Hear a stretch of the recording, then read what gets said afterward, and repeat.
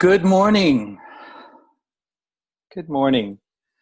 I'm the Reverend Ben Meyers, minister of the Unitarian Universalist Congregation of San Mateo, and I welcome you all to this service of worship this morning with this invocation, which I amended from words by the Reverend Erica Hewitt.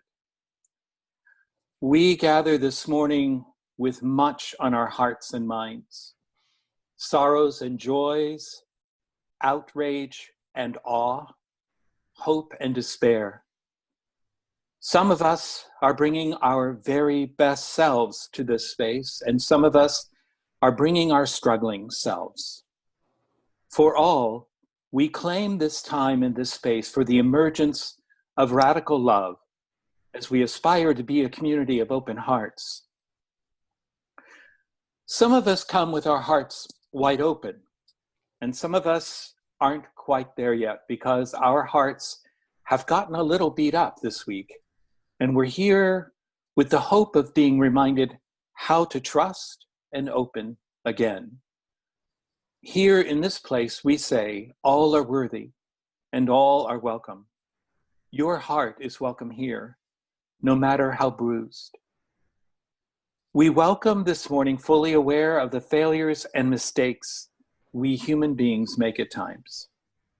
Each of us is imperfect, and we're here to drop our defenses and know that what happens in our time together can be powerful, healing, and life-giving. Here we believe in the blessings of imperfection and welcome you just as you are.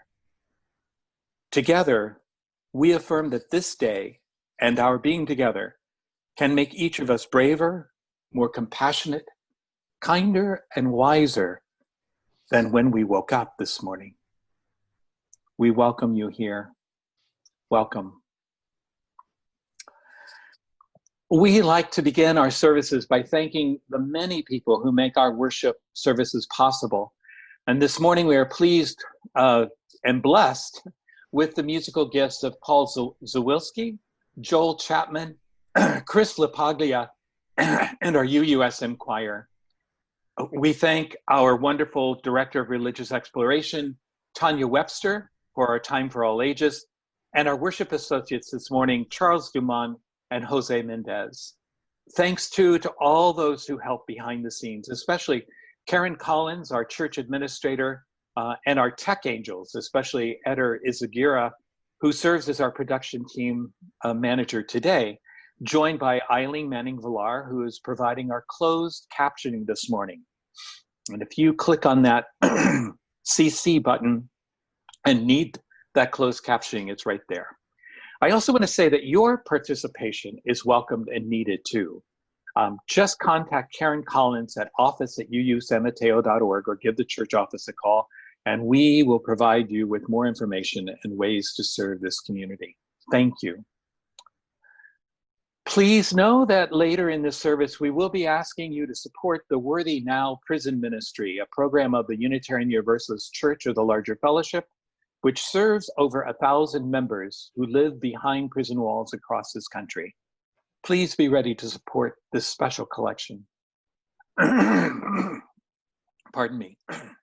And lastly, next Sunday, we will have a special service to celebrate our beloved community, followed immediately by a very important online congregational meeting to elect 5 new board members, including a new president and vice president, and to address next year's budget to support our mission and programs. I'm very excited about this, and I hope you can join us. Ours is a shared ministry, and the participation of all of our members is required to truly live out our principle of promoting and affirming the use of the democratic process within our congregations and in society at large. I hope you will plan now to be there then. Thank you. Take a deep breath with me, and let us bring our intentions for this service as Charles Dumont lights the chalice of our faith.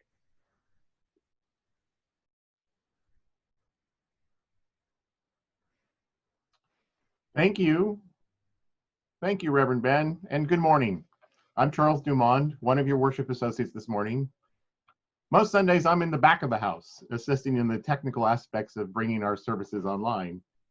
But this Sunday, I'm in the front of the house, and I would like to begin by borrowing some words from the Reverend Dr. Martin Luther King, Jr. I say to you, my friends, there are certain things in our nation and in the world about which I am proud to be maladjusted, and which I hope all people of goodwill will be maladjusted.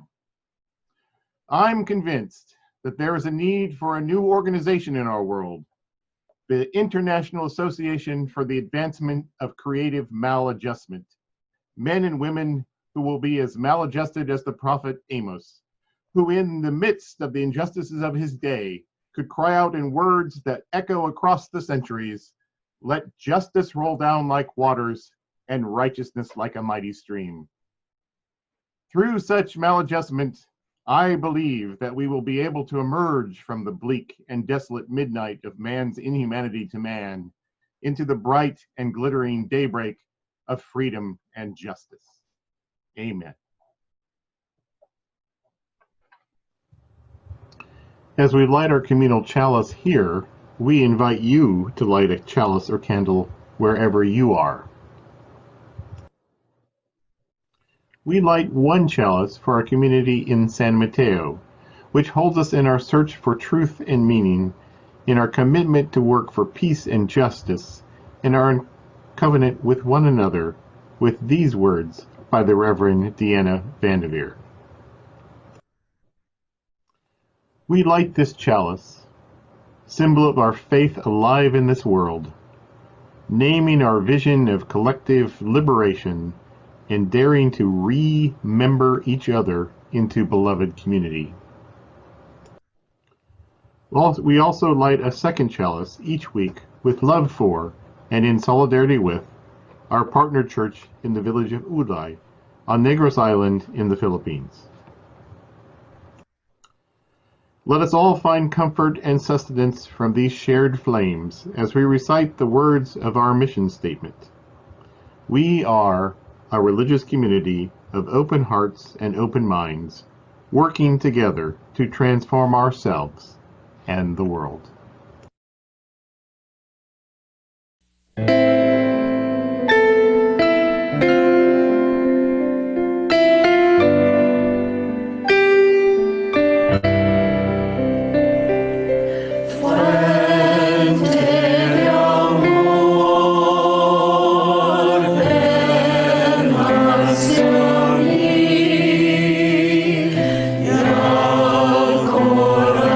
Corazón, cántale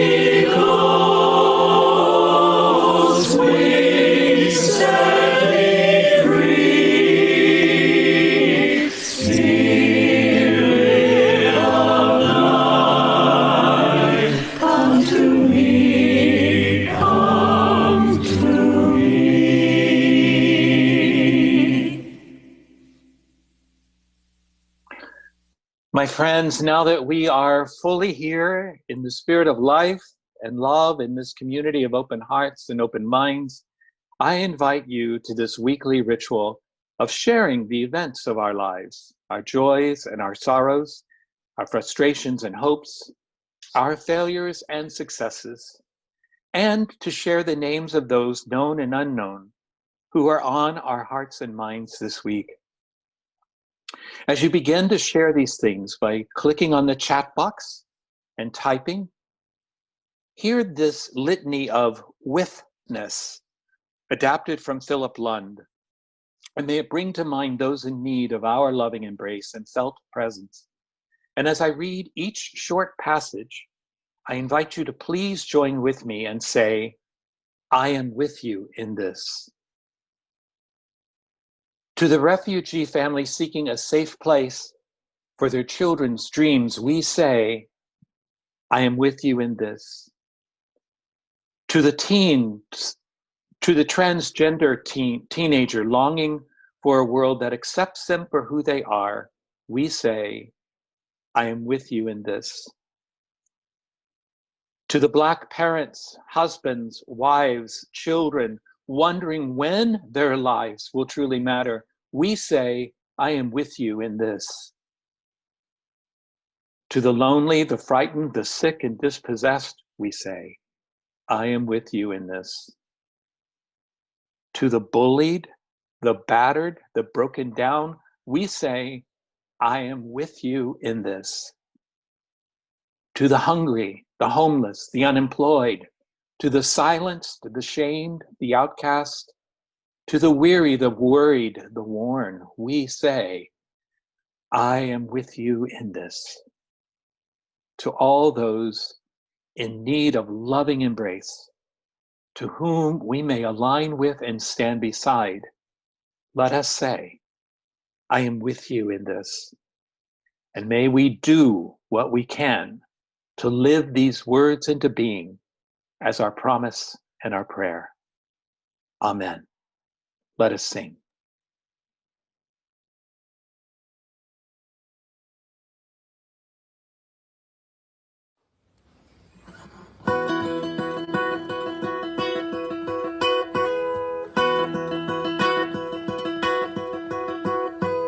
Go below me, I feel no motion, standing on these mountains and plains, far away from the rolling ocean. Still my dry land heart can say, I've been sailing all my life now. Never harbor or port have I known. The wide universe is the ocean I travel, and the earth is my blue home.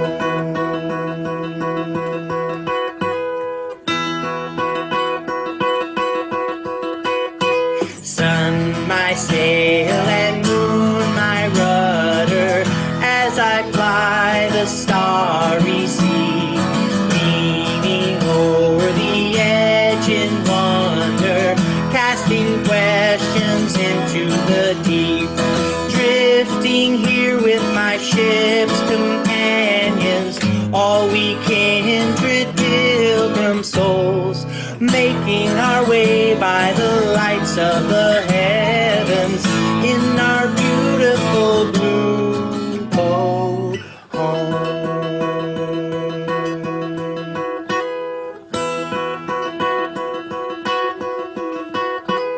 I give thanks to the waves upholding me, hail the great winds urging me on, read the infinite sea before me, sing the sky my sailor's song. I was born upon the fathoms, never harbor or port have I known. The wide universe is the ocean I travel, and the earth is my blue home.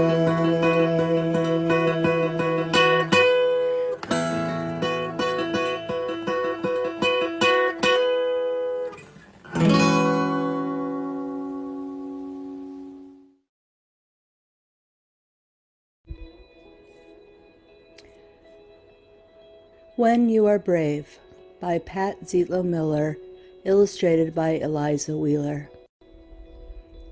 Some days, when everything around you seems scary, you have to be brave. Brave as a bird that steps from its nest, hoping to soar through the sky. Brave as a dog that wanders for miles, searching for one well-known light. Brave as a caterpillar that builds a bed, wondering when it will wake. Because some days are full of things you'd rather not do. Like plunging into a pool all by yourself, hoping you'll swim and not sink. Or standing alone in front of a crowd, searching for one friendly face. Or boarding the bus and riding to school, wondering what lies ahead. At times like these, the world can seem too big, too loud, too hard, too much. While you feel too small, too quiet, too tired, not enough. On those days, look deep inside to find the courage you need. It might be hidden away, but if you close your eyes and breathe, you will see it, shining its light in the dark, warm, steady, safe. Your light might be small to start, just a spark, but you can turn it into a flame. Picture it in your mind. Then imagine it becoming bigger and bolder. You can make your courage so big it brightens your heart, fills your fingers, and flows to your toes.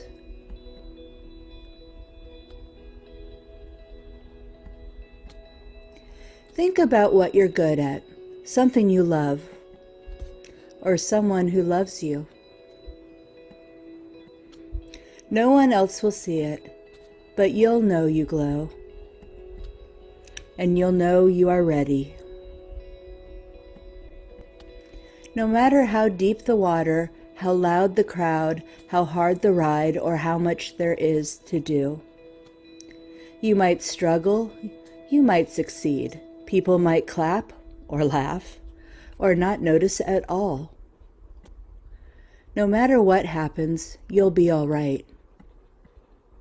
Because once you find your courage, it's easy to use it again and again.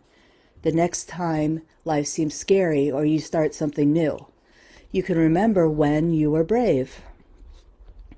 And then you can stand straight and walk tall, knowing you are as brave as a bird, a dog, and a caterpillar. As brave as you.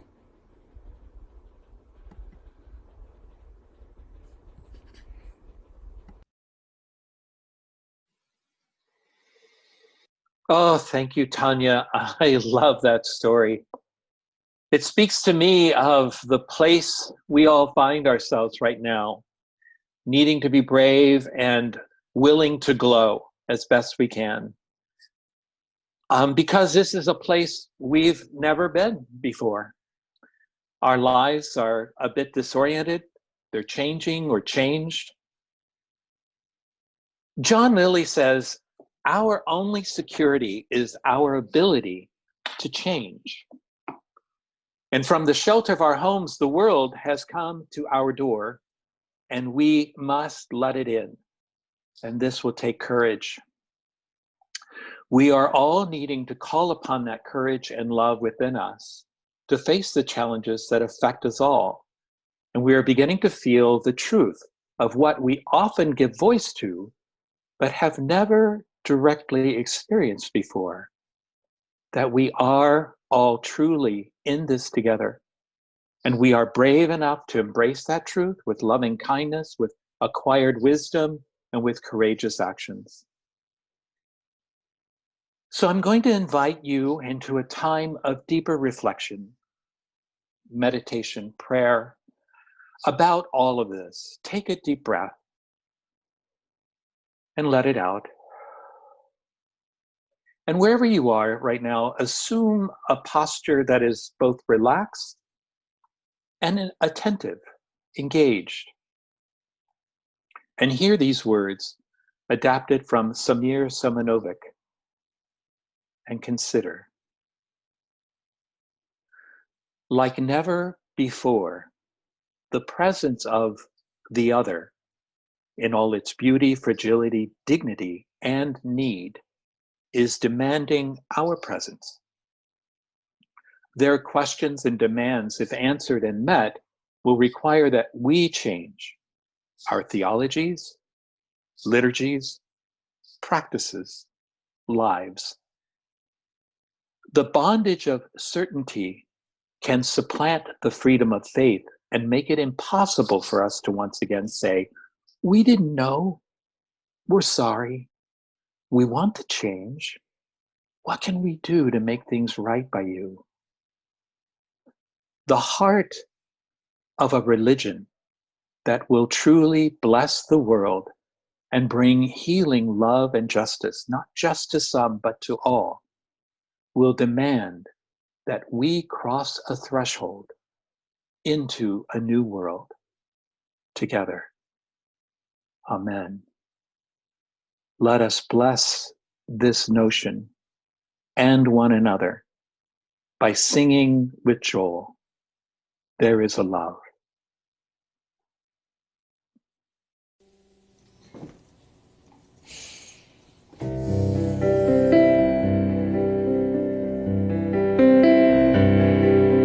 There is a love holding me.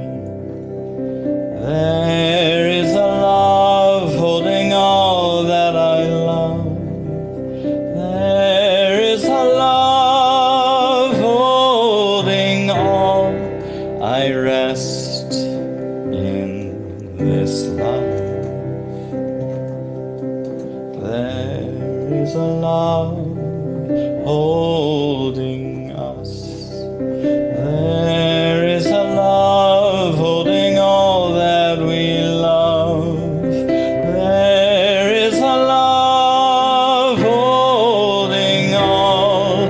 We rest in this love. There is a love holding me. There is a love holding all that I love. There is a love holding all. I rest in this love. We rest in this love.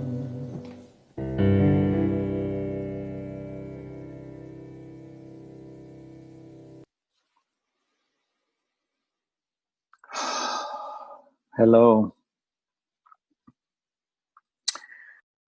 We are living in a liminal time, a time unlike ever before in the history of the world. It is unsettling, it is exciting, it is terrifying, and it is undeniable. There is a quotation from Thomas Merton, the American Trappist monk, which I spend a lot of time with, and which seems more true, more relevant, and more prophetic each time I visit it. Merton wrote, "We live in the greatest revolution in history, a huge spontaneous upheaval of the entire human race. Not a revolution planned and carried out by any particular party, race, gender, or nation, but a deep, elemental boiling over of all the inner contradictions that have ever been. A revelation of the chaotic forces inside everybody. And this is not something we have chosen, nor is it something we are free to avoid. We are living in a liminal time, a time unlike any before, and it is unsettling, exciting, terrifying, and it is both undeniable and unavoidable." The word liminality comes from the Latin word limen, meaning threshold. It is the transitional period or phase during a rite of passage in which the order of things has been suspended, disrupted, disturbed. It is an unsettling time. In liminality, the past is brought into play only to review the loss of it, because it is the future and the promise of transformation that is the central point of liminality. We are living in a time of disorientation, of upheaval, a time of disruption and change, but it's more than that, really. It is a time of transition from an old normal of unsustainability that has needed to change for a long time. It is a time of transformation where the deep boiling over of all the things that have needed to change for a long time, which have been resisted, are now rising up and bringing about a huge spontaneous upheaval of the entire human race. And we are finding that the powers that try to maintain that old status quo can no longer stand in the way of the transformation that will no longer wait. What has needed to change, to transform in and through us for the survival of the world and all its people, is happening. It is uncomfortable and it is necessary. As Merton says, this is not something we have chosen, nor is it something we are free to avoid. This liminal time brought on by this unprecedented worldwide pandemic, where over 105,000 Americans so far and nearly 4 times that worldwide, has brought a stop to our normal daily lives and a disorientation to our psyches as our routines and our comfort zones have been compromised and suspended. There is no new normal yet to provide us comfort and stability, and so we face the prospect that this liminal period, this time of transformation, will extend over the next year and hopefully beyond as the cycles of the virus makes its way around and around the globe, and we wait in hope and anticipation for a vaccine and the transformation we desperately need comes. Again, this backdrop, while sheltering in place and our normal routines on hold, our pace of life has slowed enough for the inequities in our social system that have been there all along to be revealed in us, to us, in unarguable proof. We witness the large numbers of unemployed and homeless, and those without access to food, healthcare, and other basic human services, to people without a safety net, disproportionately people of color. And we know clearly that these adverse conditions of the pandemic are the cause of a greater loss of life among people of color. And then comes the other shoe to drop. Then comes the revelation of what we have known but have never been quite still enough while living our busy lives to really see or hear or understand. The oppressive and deadly violence wreaked upon Black and brown men, women, and children, witnessed again and again and again in recent weeks and months and years. Ahmaud Arbery, a Black man in South Georgia, tracked down and shot by 3 white men while jogging in his neighborhood. Breonna Taylor, a 28-year-old emergency medical technician, killed by police who barged into her apartment, shooting her 8 times. Tony McDade, a transgendered man shot by police in front of his neighbors at his apartment complex in Miami, and George Floyd, whose tragic death was captured graphically on video, the senseless victim of a white officer who pressed his knee on Floyd's neck and stayed there for more than 8 minutes while Floyd could be heard pleading for his life. His last words, "I can't breathe." these 4 people and the other 1,252 Black people killed by police violence since January 2015 have sparked unprecedented protests by countless thousands in over 25 states across the country. People who, in the midst of a deadly pandemic, have donned masks and gloves and held up signs and chanted and sung and prayed and screamed to make known their fear, their grief, and their outrage. Last night again, people took to the streets in cities across our country. Some, sadly, set fires and looted and caused great loss of property. Some who weren't even associated with the protests. But the vast majority of these peaceful but angry protesters marched and chanted and raised their voices against a system that does not work for everyone, has never worked for everyone, and was not designed to work for everyone. The Reverend Susan Frederick Gray, our current president of the Unitarian Universalist Association, of which we are a part, sent a letter yesterday which tried to provide us context for this transformative time in which we live. Susan wrote, "As the pain and grief of centuries of violence without justice find their expression, let us remember the words of the Reverend Dr. Martin Luther King Jr., who said, 'America must see that riots do not develop out of thin air. Certain conditions continue to exist in our society which must be condemned as vigorously as we may condemn riots.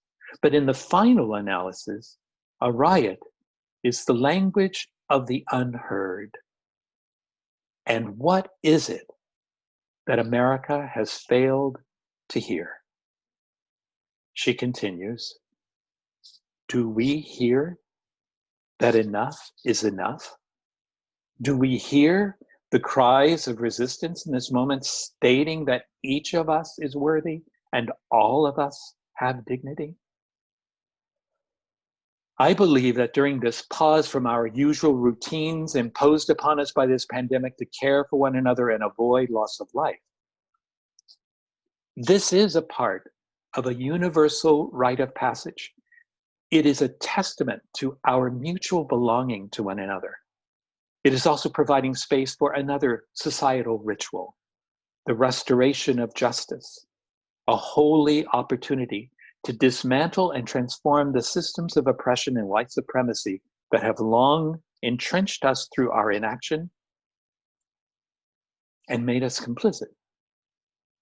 Not as members of the Ku Klux Klan or some other ultra-racist ideology, but as members and beneficiaries of a system, a lifestyle, of patterns and practices of living that have kept us in our busyness from seeing, hearing, fully understanding how white people benefit from and through systems of violence and oppression, even despite our deep personal beliefs, values, and aspirations for equity and justice and transformation for all of ourselves and the world. This liminal period we are living in, which is disturbing our equilibrium and disrupting the status quo, this is our time. This is the time for us to take stock of our lives and to enter into a great turning, a global transformation, a societal revelation of all the chaotic forces inside everybody. This is not something we have chosen, nor is it something we are any longer free to avoid. Dear beloveds, we live in a liminal time, a time of transformational change, different from anything we've ever experienced before. And this transformational change occurs when our foundational understanding of ourselves and the world around us significantly shifts. And no one can deny the shift we are currently experiencing. It occurs when we go beyond the norms of our current understanding and awareness, which is incumbent upon us to do now. And we cannot think our way through this change. We have got to experience, feel, and act our way through it.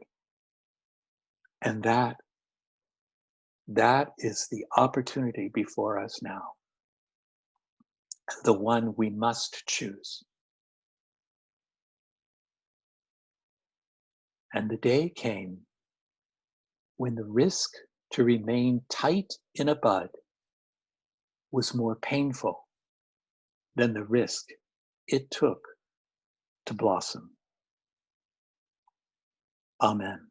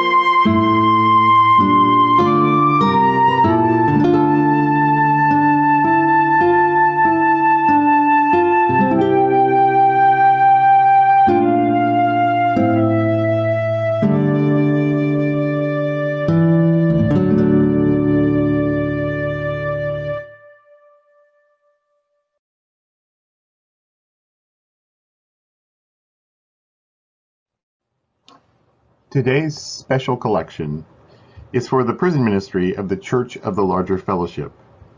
We're going to see a short video from Reverend Dr. Rodney Lemery, Director of Prison Ministries, followed by some excerpts of a conversation with Jose Mendez describing why this ministry is important to him.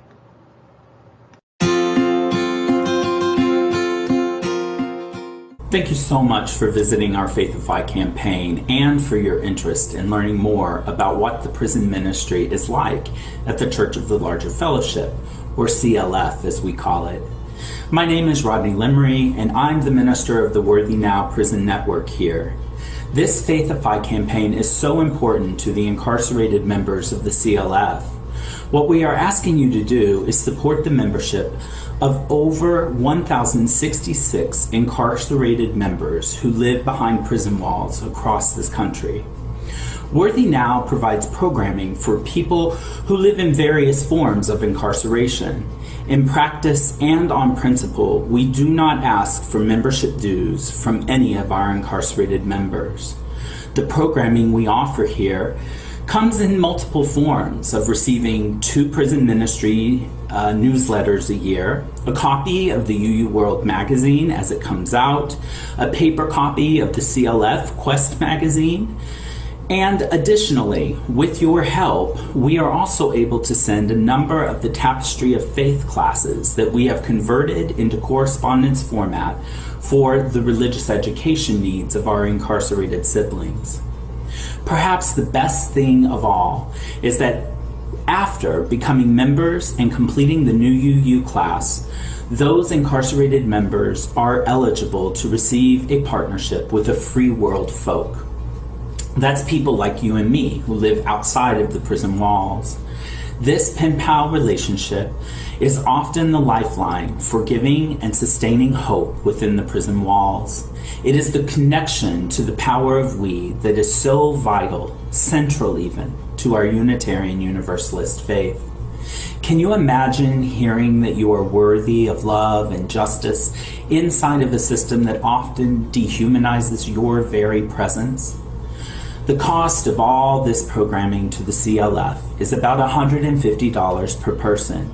It would mean so much to the lives of these members if you, your friends, or your congregation found it in yourselves to sponsor an incarcerated member's cost of $150. That is less than 50 cents a day to fund this hope-giving ministry to incarcerated Unitarian Universalists. Maybe that's a little too much for you. Maybe $50 is more your price range. The truth is, whatever you can give, every dollar counts. Every dollar helps bring programming and the message of hope and love to somebody in prison all across this country. Won't you bless someone with a membership to the CLF who is living behind prison walls? Maybe you don't feel comfortable standing on the street corners and professing your faith, but perhaps you would feel comfortable blessing someone's life with the hope-giving message of Unitarian Universalism today.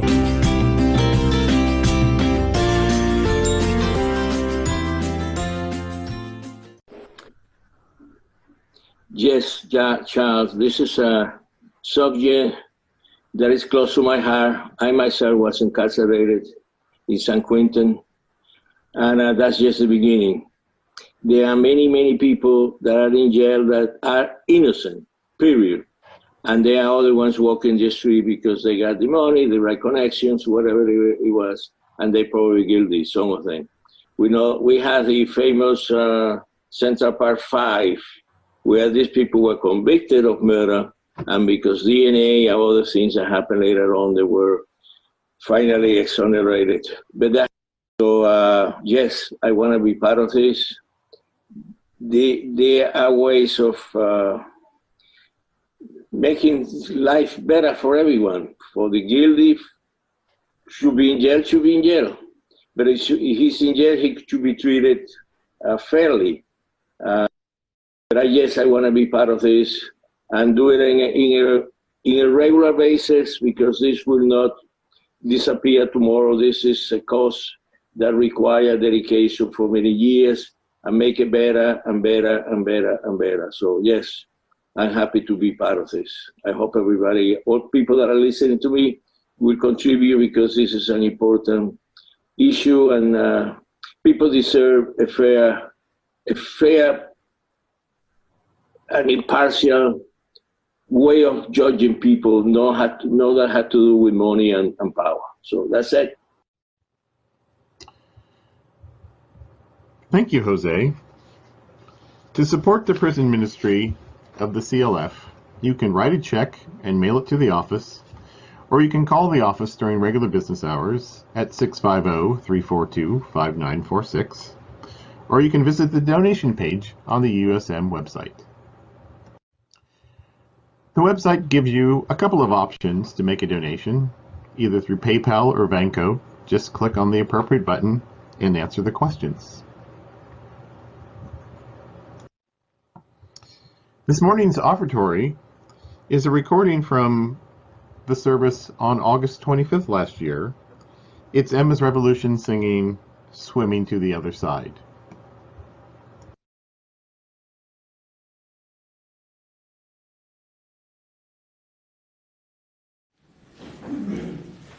We are living beneath the great big dipper. We are washed by the very same rain. We are swimming in the stream together, some in power, some in pain. We can worship this ground we walk on, cherishing the beings that we live beside. Loving the spirits will live forever. We're all swimming to the other side.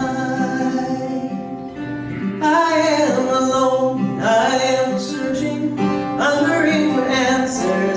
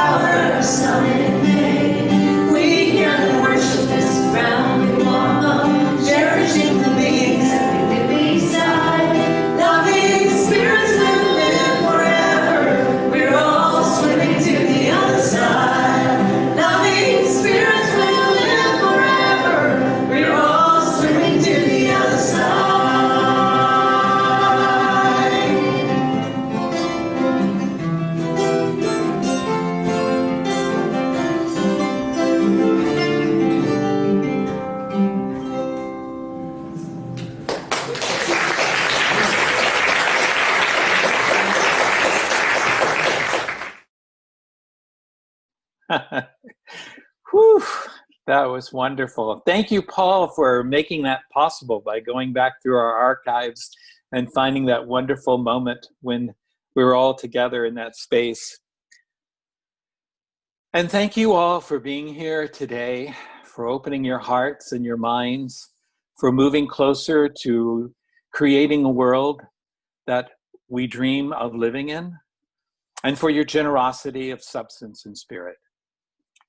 As this time of worship and discovery comes to a close, we invite you to stick around and to make those connections of heart and caring that not only feed us all, but make life worthwhile. Hear this blessing and benediction, and then join me in extinguishing our chalice. If you are still who you were an hour ago, and I am yet the person I was, if none of us have changed, then we have failed. The purpose of this community is to help its people grow. We do this best through encounters with the unknown, in ourselves, in one another, with the other, whoever that might be for us, however hard that might be, because it is in these encounters that transformation occurs. So may we all go forward from here this morning, not who we were, but who we could become, and yet will become, together. May it be so. And now let us close our service with these words as we extinguish our chalices and enjoy the postlude, which is a surprise for you all, I hope, and chat rooms to follow. We extinguish this flame, but not the light of truth, the warmth of community, or the fire of commitment. These we carry in our hearts until we are together again. Amen.